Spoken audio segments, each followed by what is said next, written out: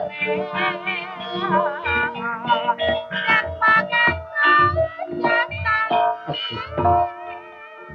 sewu Kyai Semar.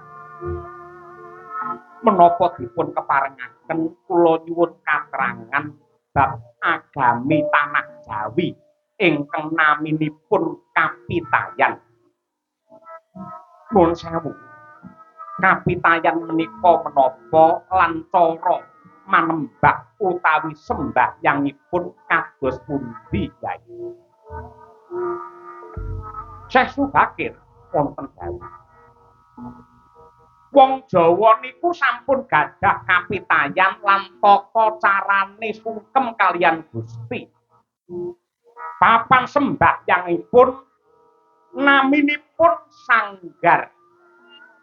Sinebut sanggar nglereke wanci dados langgar.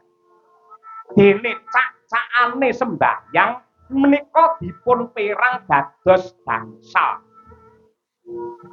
Sepisan tulajek.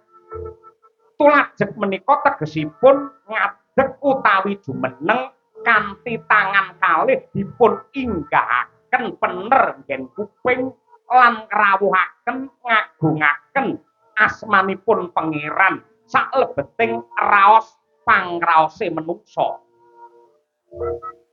Dene rukun ingkang angka kalih nenggih swadukep. Sakwise pangeran tetunggalan kalian atine menungsa, banjur tangan loro dipun papanaken ing dada pener nggen api. Rukun ingkang angka 3 naminipun tungkul. Tungkul menika tegesipun bungkuk nyawang wonten ing bumi. Rukun ingkang angka 4 tulampak. Tulampak menika tegesipun lungguh pimpuh. Dene ingkang angka gangsal ingkang pungkasan naminipun tondhem. Tondhem menika tegesipun patrape nemplekake bathuk wonten ing bumi lajeng ngluhuraken agunging Gusti ngandhapaken golongane menungsa utawi kaprahipun dipun sebut sujud.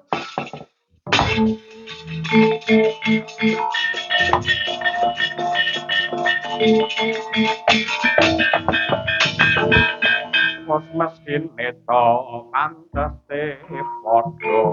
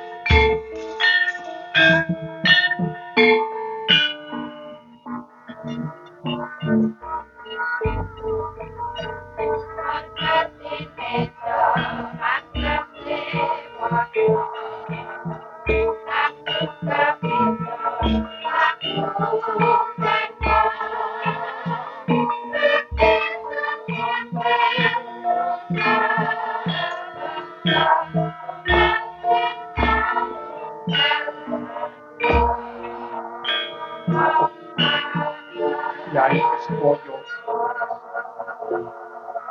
babar pisan boten bugamana lan boten klegiwa jebul tiyang Jawi pancen ngedap-ngedapi